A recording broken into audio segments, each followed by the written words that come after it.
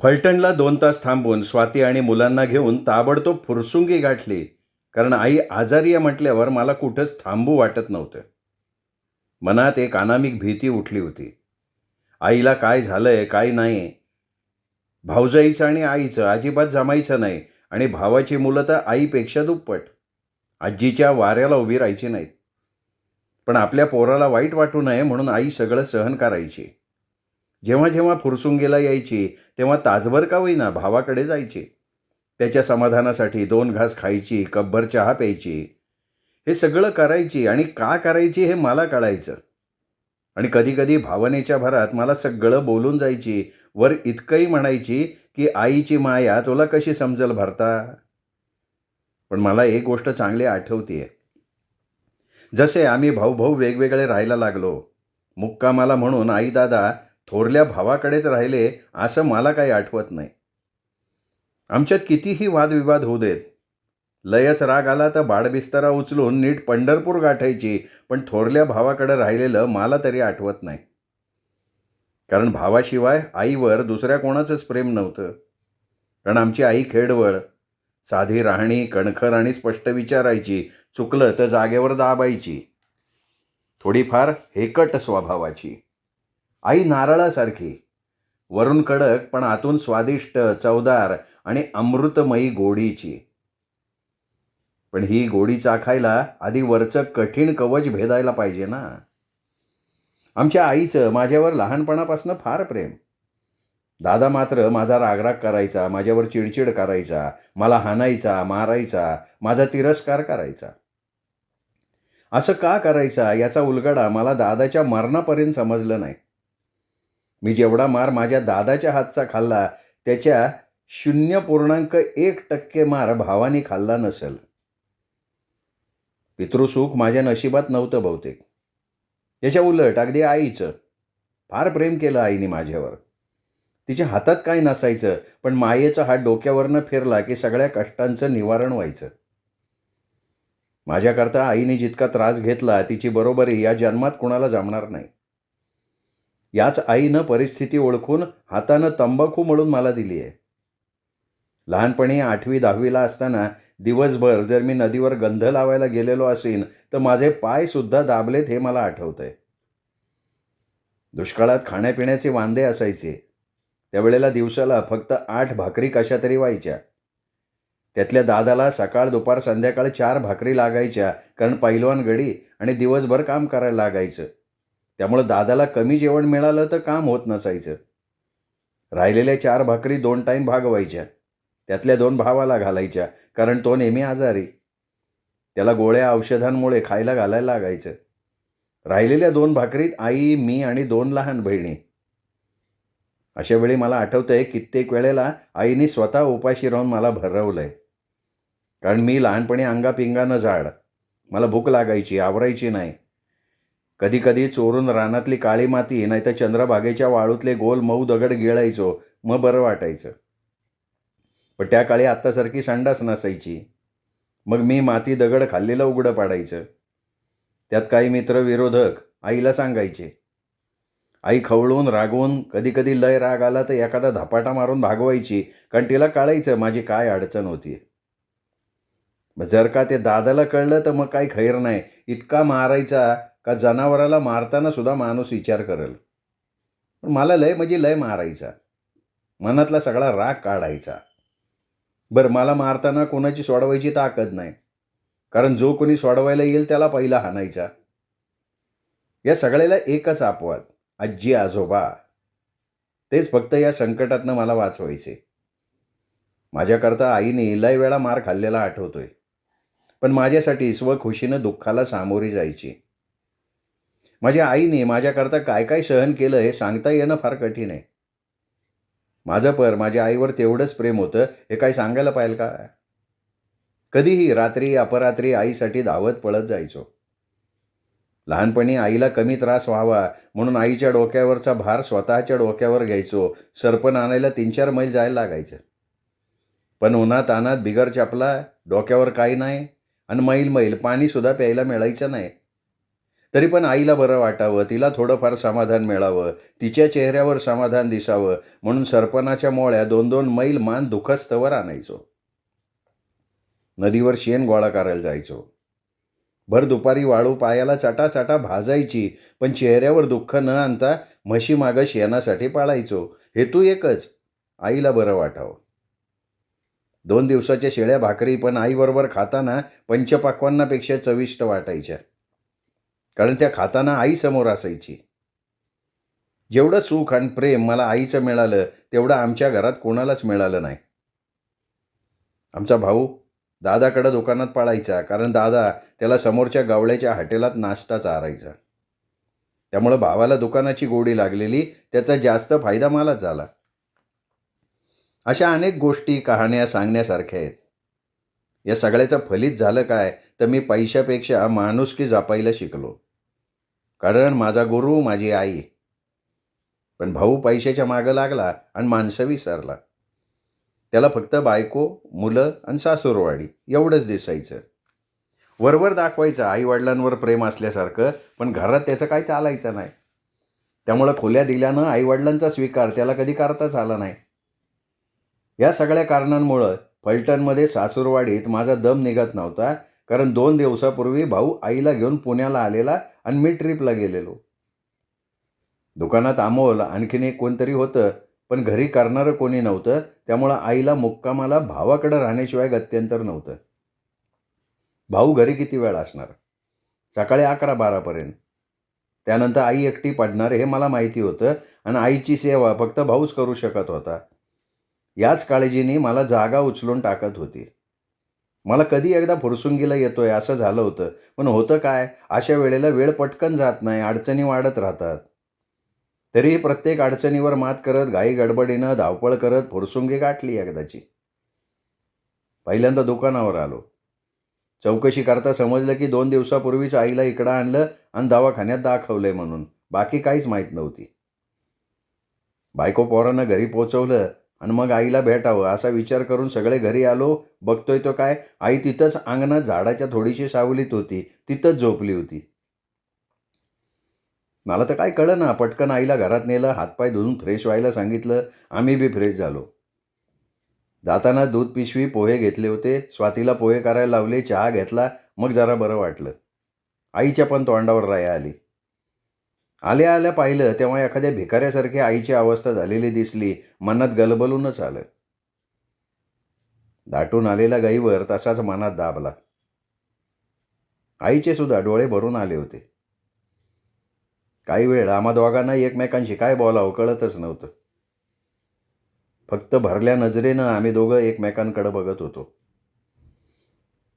थोड्या वेळाने मीच विचारलं, म्हणलं पंढरपूरहून कधी आली आई? तसं आईला बडबडून आलं आणि तिने सांगायला सुरुवात केली. म्हणली, काय सांगू तुला भरता माझ्यावर घडलेल्या प्रसंगाची कहाणी. तू विचारू नये आणि मी सांगू नये, अशी माझी तरा करून टाकली बेबीने. तुझ्या भावाचं तिच्यापुढं कायच चालत नाही. नुसता नंदी बैलासारखी मान हलवण्यापलीकडं त्याला काडीची किंमत नाही. भरता, अरे तू जर माझ्या पोटी जन्माला नसताना तर माझी हालत कुत्र्यानं खाल्ली नसती. अरे काय ती सून आहे का काय? तिला तिच्या नवऱ्याबद्दल काय वाटत नाही, तिथं माझ्याबद्दल काय वाटणार आहे रे तिला?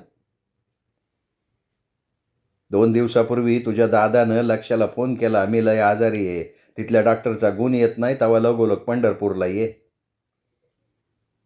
तसा तो सुद्धा पहाटे पहाटे आला. मला बरं वाटलं. सकाळी पंढरपूरच्या 2-3 डॉक्टरला दाखवलं. त्यांनी इलाज करायला असमर्थता दर्शवली आणि पेशंट पुण्याला न्यायचा सल्ला दिला. आईचं बोलून झाल्यावर मी आईला विचारलं, म्हणलं आई तुझा प्रॉब्लेम काय आहे, नक्की काय होतंय? आईने सांगितलं की पंढरपुरात भावकीचं लग्न होतं, तिथं नामदेव मंदिरात, आणि इतरांबरोबर आई लग्नाला गेली होती. तिथं लग्न लावली, जेवणं केली, पण पिण्याच्या पाण्याची अडचण आली म्हणून पाणी प्यायला घरी आली. त्या दिवसापासनं खाल्लं पिल्लं की लगेच उलटी होती, थंडी ताप येतो, अशक्तपणा जाणवतो, घशात लयच काहीतरी टोचतंय, खुपतंय. पंढरपुरात लई इलाज केले. औषधं, इंजेक्शन, सलाईन सगळे उपाय झाले. पण तात्पुरतं बरं वाटतं, पुरा हाय तसा ताराच होतो. पंढरपूरच्या डॉक्टरांनी दिलेला सल्ला. भाऊनी आणि दादानी एकत्र बसून चर्चा केली. लगेच न्यायचं ठरवलं, कारण दुसरा इलाजच नव्हता. नेमकं त्या काळात मी गेलेलो ट्रिपला. त्यामुळं त्याच दिवशी दुपारी पंढरपूरवरनं पुण्यात आणलं. आई म्हणली, मला संध्याकाळी आणलं दिवे लागणीला आम्ही फुरसुंगीत आलो. बसस्टॉपवर दुकान उघडं दिसलं. तिथं अमोल काम करत होता. त्याला भेटलो आणि आधी थोरलेच्या घरी त्यांनी मुक्कामाला नेलं, कारण दुसऱ्या दिवशी सकाळी लवकर दवाखाना करायचा होता. मग रात्री त्याच्या घराजवळ मानेचा दवाखाना आहे, तिथं तपासलं. त्यांचा सल्ला घेतला. त्यांनी हडपसरच्या श्रद्धा हॉस्पिटलला न्यायचा सल्ला दिला. म्हणून त्या रात्री त्याच्या घरी राहायला लागलं. त्याच्या घरी त्याच्याशिवाय माझ्याशी कोणी बोलतच नव्हतं. माझ्याशी तर फक्त जेमतेम कामापुरतं बोलायचं लक्ष्मण. बाकीची कोणी बोलत नव्हती. सर्वांची तोंड फुगलेली. सगळ्याला आमचा राग आलेला. आदळ आपट चालली होती. पण लक्ष्याचं एकच म्हणणं होतं का तिच्याकडं लक्ष देऊ नको. मी आहे ना तुला काय पाहिजे ते मला सांग, बाकीच्याकडं दुर्लक्ष कर. त्यांचा स्वभावच तसा आहे म्हणला. हे बोलून तो मला गप करायचा, पण मला मात्र तिथं एकटं वाटायला लागलं. करमायचं नाही. कोणी बोलायला नाही का टी व्हीला हात लावायची सोय नाही. वाळीत टाकलेल्या माणसासारखी माझी अवस्था झाली भरत. बरं आपलं दुःख सांगायचं कोणाला. तरच तर लय व्हायचं रे भरत, पण डोळ्यावर कातडं आणून रातची रात राहिलो. काय सांगू भरता तुला, डोळ्याला डोळा नाही लागला रातभर. काढली तशीच रात. सकाळ झाली तसं आपदत निपदत आंघोळ पाणी उरकलं. जबरदस्तीने लक्ष्याच्या शब्दाखातर 2-4 घास पोह्याचं, अर्धा कप चहाचा पिला आणि निघालो.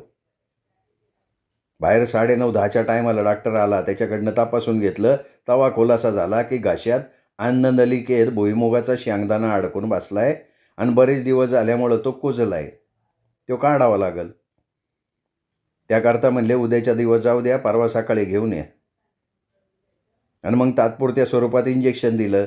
तिथंच गरज पडली तर एखादं सलाईन लावा असं सांगितलं. दवाखान्यात कसं बसं 11:30 वाजले. बाहेर आलो. हॉटेलात दुधात काहीतरी टाकून प्यायला दिलं. त्यामुळं जरा तरतरी आल्यागत वाटली आणि आलो दोघं फुरसुंगीत. लक्ष्या म्हणला, आजचा दिवस आणि उद्याचा दिवस कामाचा भरतो, परवा सकाळी दवाखान्यात जाऊ आपण.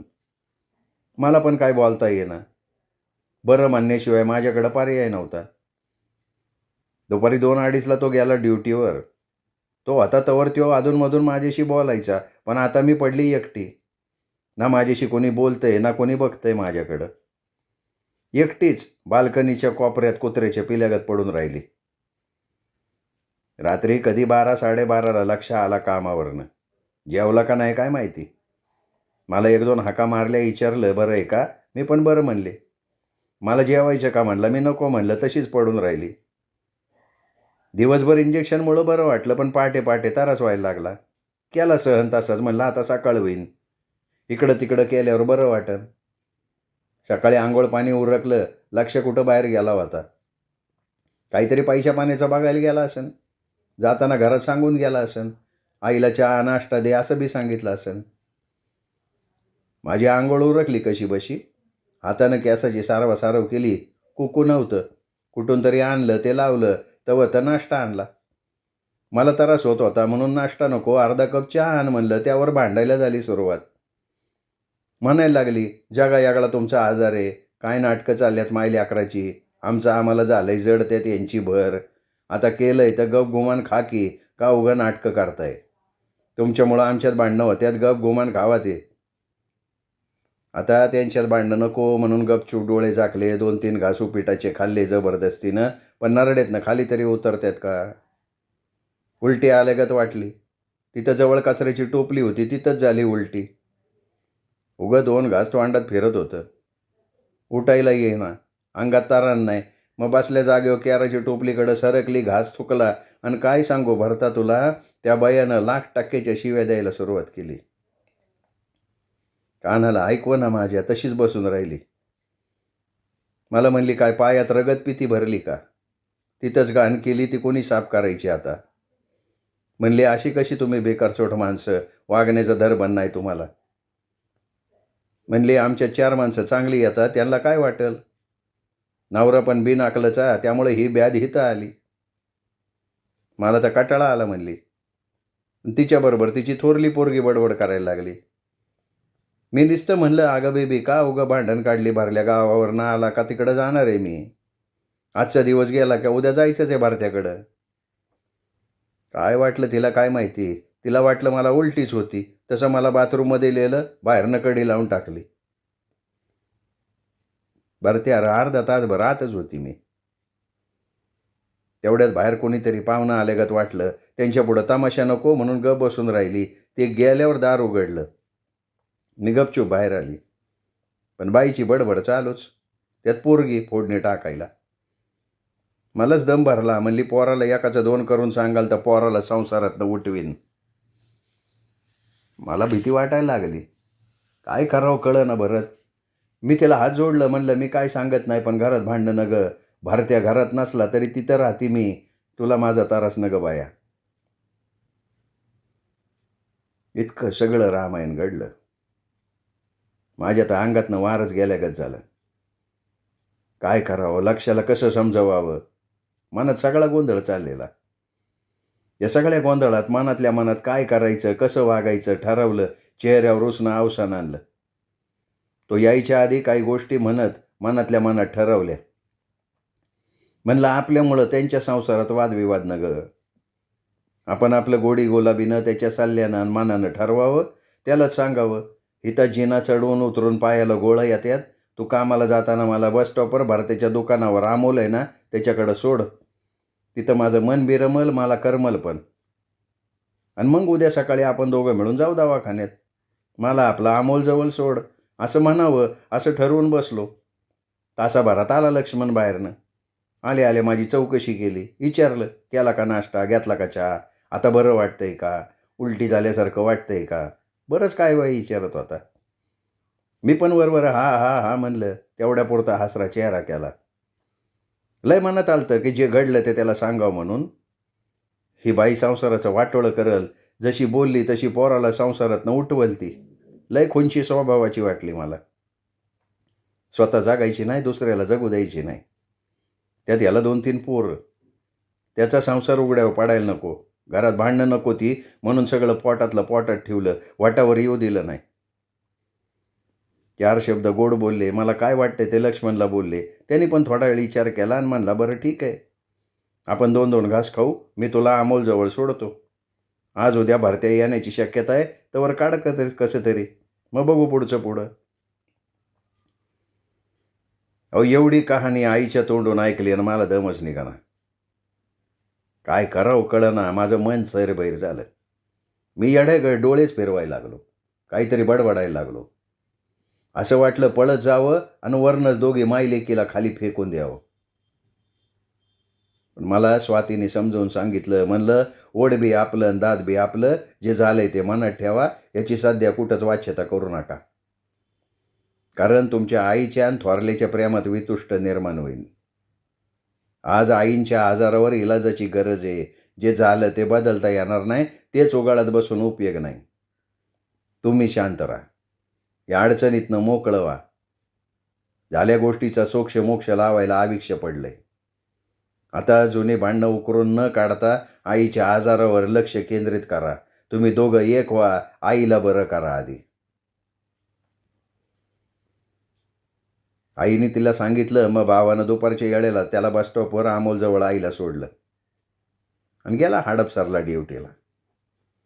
आईला अमोलनं समोरच्या हॉटेलातनं स्पेशल चहा मागवला. खारी आणली आणि चहा खारी आईला हळूहळू खायला लावली. पंखा चालू केला. थोडा वेळ आजी नातू बोलत बसली. आईनं बोलता बोलता अमोलला घराची चावी मागितली. दुकानात 2 गिऱ्हाईकं होती. अमोल काम करत होता. अमोलच्या ओळखीचा मित्र घराकडे चालला होता. त्याला विनंती करून आईला घराजवळ सोडायला सांगितलं. त्यांनी पण ऐकलं. आईला घराजवळ सोडलं. आई तिथं आली खरी, पण तिला कुलूप उघडता येईना. म्हणून ती तिथं दारात झाडाची आणि वेलाची सावली पडलेली, त्या सावलीला पडून राहिली होती. येताना साडी कपडे बरोबर आणले होते. तीच साडी अंगावर घेतली. असा सगळा घटनाक्रम मला स्वतः आईने सांगितला आणि वर असंही म्हणले की भरता मी जिवंत येतावर त्या बाईच्या नादाला लागायचं नाही. तिच्याशी भांडणतंटा करायचा नाही आणि माझ्या जीवाला हुरहुर लावायची नाही. माझी शपथच घे म्हणली माझ्या नंतर तुला काय करायचे ते कर. माझ्या वचनातनं मोकळी करती, पण आत्ताच्या घडीला शांत राहा, माझं एवढं ऐक. मग काय, माझ्या पुढे इलाजच राहिला नाही. शब्दात अडकलो तिच्या. तिला शब्द दिला, म्हणलं तू जसं सांगशील तसं वागीन, मी पण तुझाच मुलगा आहे. आणि दादालाच काय, भावाला सुद्धा माझ्या तोंडानं मी कधीच काही सांगणार नाही. पण आई, आज मी एक प्रतिज्ञा करतो की आजपासून भावाच्या सुखदुःखात मी आणि माझं कुटुंब कधीच सामील होणार नाही. आमच्या सुखदुःखात त्याला कधी सामील होऊ देणार नाही. त्याच्या कोणत्याही शुभकार्यात आम्ही जाणार नाही, त्याला आमच्यात बोलावणार नाही. त्याच्या कोणत्याही दुःखद प्रसंगी सहभागी होणार नाही आणि आमच्या दुःखात त्याला सहभागी करून घेणार नाही. तुझ्या आणि दादाच्या कार्यक्रमाव्यतिरिक्त मी शक्यतो त्याच्यासह आनंदी राहू शकणार नाही. कारण ज्या भावाच्या घरात माझ्या जन्मदात्रीवर भयंकर अन्याय होतोय, त्या घरचं अन्नच काय, मला पाणीसुद्धा वर्ज्य आहे. जास्तीत जास्त प्रयत्न करेल त्याच्यापासून अलग राहायचा माझा प्रयत्न असेल. माझं त्यानं खाऊ दे, पण मी त्याचं खाणार नाही. त्याला तसं कळू देणार नाही, पण वचनात पक्क राहायचा आटोकाट प्रयत्न करेल. आज आई, तुझ्या साक्षीनं मी तुला शब्द देतो. गरज पडली ना, मी माझ्या हाताने माझ्या जीवनाचा शेवट करीन, मोडीन, पण वाकणार नाही. तुला आज सांगतो, त्यांच्यात कधी सुख नांदणार नाही. त्यावेळेला मी काही तिथं उपस्थित नव्हतो, पण आईचं रडत रडत सांगणं, आईची सद्यस्थिती, केसाचं झालेलं टोपलं, चेहऱ्यावरचे भाव, आवाजातले चढ उतार, सांगण्याचा जोश, राग, संताप, या सगळ्या गोष्टीवरनं आणि वातावरणावरनं आई खरंच बोलत होती, हे मात्र खरं. अहो, आईच ती, आई कशाला खोटं बोलन? कारण त्यांनी तर आईला दवाखान्यात नेलं. मी इथं नसताना तोच सगळी सेवा करत होता, दवाखान्याचा खर्च तोच करत होता. त्यामुळं आईच्या भावावर अजिबात राग नव्हता. आणि आपली सासू कुठं गेली, का गेली, तिला थांबवावं, अशा अवस्थेत जाऊ देऊ नये, मी इकडं येईपर्यंत घरीच थांबून घ्यायला पाहिजे, यातलं काहीसुद्धा घडलं नव्हतं. थोडीसुद्धा चौकशी केली नव्हती. या माऊलीने तळ हाताच्या फोडाप्रमाणे सांभाळला, 9 महिने 9 दिवस पोटात वाढवला, जन्मल्यावर आजारपणात रात्रंदिवस मांडीवरनं खाली न ठेवता औषध पाणी केलं, रात्री अपरात्री अंधारात ठेचकाळत दवाखाना घातला, घासातला घास काढून घातला, वाढवला. तोच नसता तर आपण इथं आलो असतो का, याचा पण विसर पडावा. केवढं दुर्भाग्य आहे. आज त्या माऊलीला घास गिळता येत नाही, खाल्लेलं पोटात जात नाही, तिला वेदना होत्यात आणि हिला नाटकं वाटतात. आज माझ्या आईच्या वाट्याला हे दुःख आलंय. अरे तू नाही आली ना, आम्ही आहे, रात्रंदिवस सेवा करू, रक्ताचं पाणी करू, करता येईन तेवढं करू. पण एक गोष्ट विसरू नको, तुला सुद्धा आई आहे, तुला सुद्धा दादा आहे, तुला सुद्धा 2 भाऊ आहेत. हीच परिस्थिती उद्या तुमच्यात का नाही होणार? का उद्या तुझे आई बाप, तुझ्या भाऊ भाऊजाईची करणी तुला सांगणार नाही? आणि मग त्यावेळेला तुला काय वाटेल? आयुष्य माणसाला थोडं असतं, पण मिळालेल्या आयुष्यात आपल्याला दुसऱ्याकरता चांगलं नाही करता आलं ना, तर त्याचं वाईट तरी करू नये. कारण आता कलियुग आहे, हितच फेडायचे. कोण संग येणार नाही. तुझ्यावर वेळ आली ना, का समजेल का आपण काय चुका केल्या. आमचे आई दादाचे आता किती दिवस राहिले. पण लक्षात ठेव, तुला अजून बरंच जगायचे. मी आहे की बघायला. त्या माऊलीला तळतळ करायला लावली, तिची हाय तुला लागणार, यात वाद नाही. एक लक्षात ठेव, पैसा सर्वस्व नाही. तुझ्याकडं पैशाचं बळ असेल, माझ्याकडं आशीर्वादाचं पाठबळ आहे.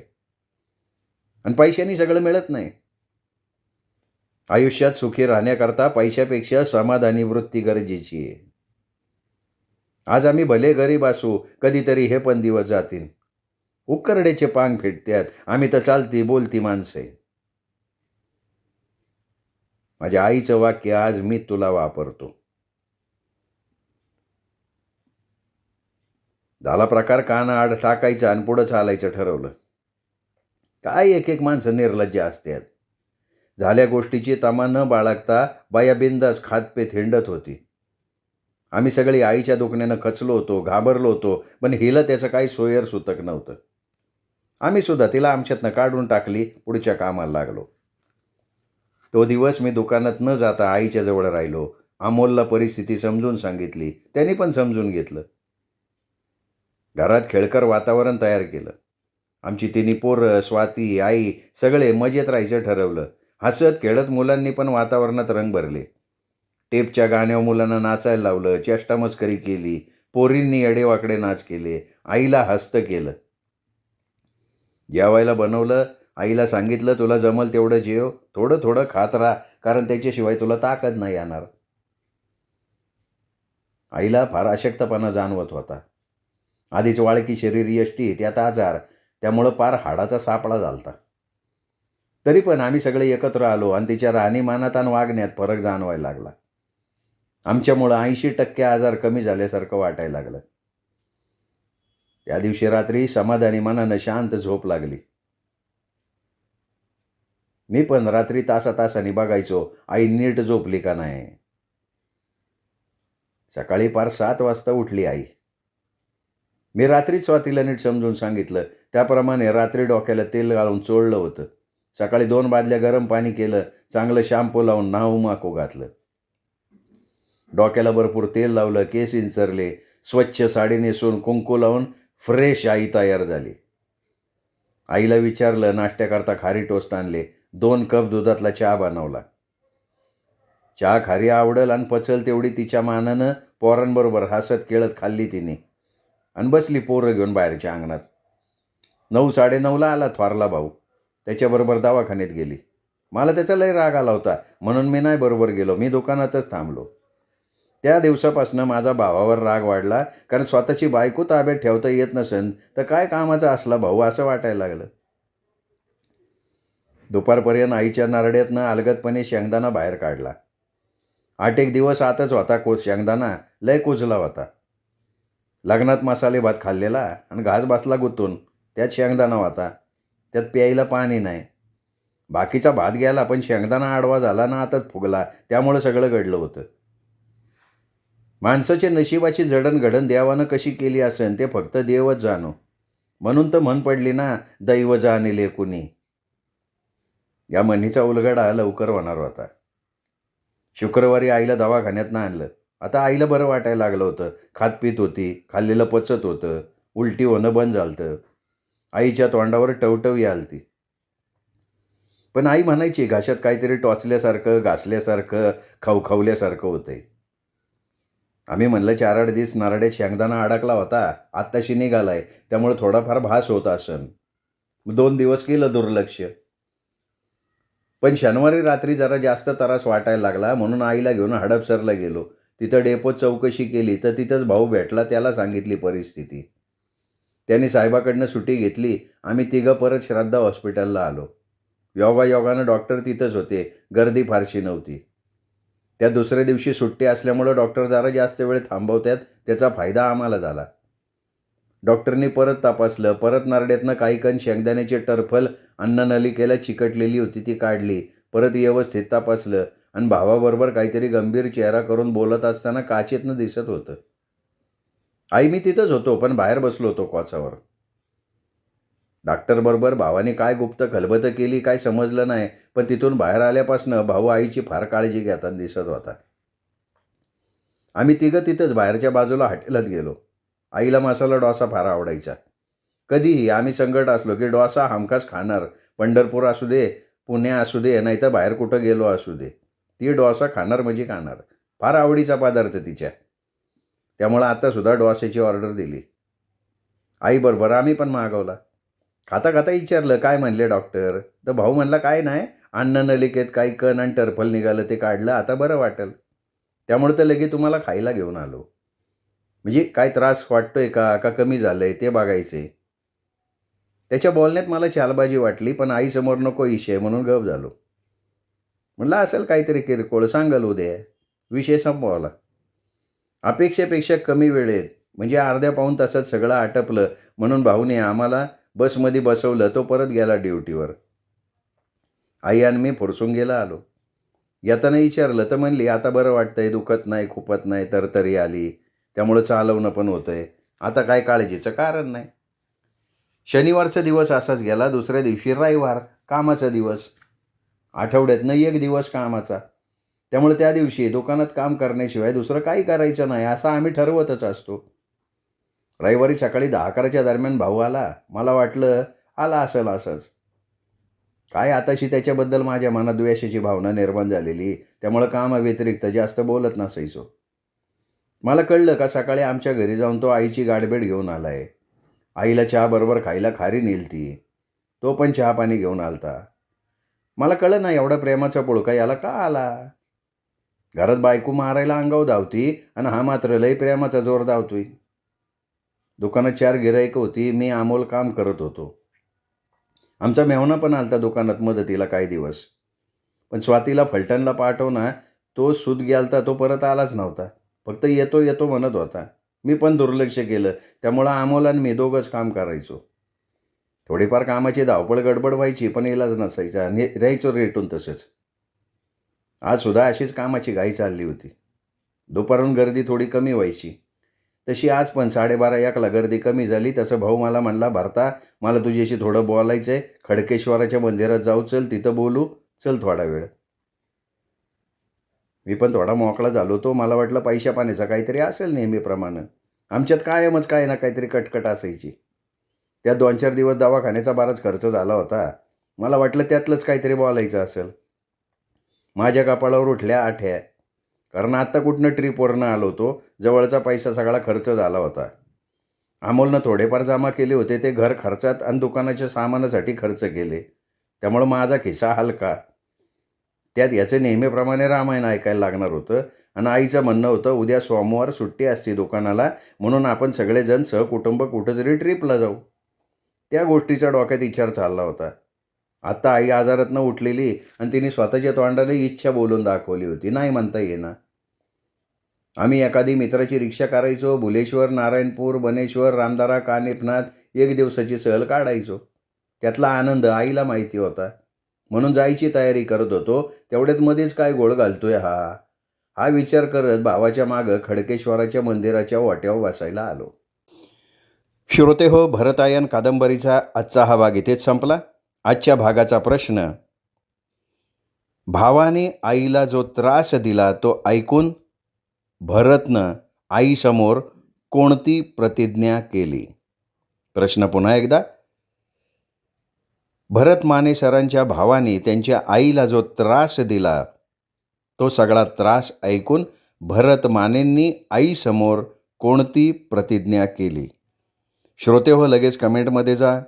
प्रतिज्ञा काय केली ते पड्डीशी कमेंटमध्ये लिहा आणि प्रतीक्षा करा कादंबरी संपण्याची. कारण कादंबरी संपल्यानंतर 2च दिवसात जे जास्तीत जास्त प्रश्नांची उत्तरं अचूकपणे देतील अशांचे लॉटरीद्वारे निवड करण्यात येईल आणि पहिल्या 10 जणांना भरतायन हे आत्मचरित्र मोफत घरपोच पाठवण्यात येईल. आता प्रतीक्षा उद्याच्या भागाची. उद्या भेटूयात साहित्य पंढरी कथाकथन चॅनलवर. नमस्कार.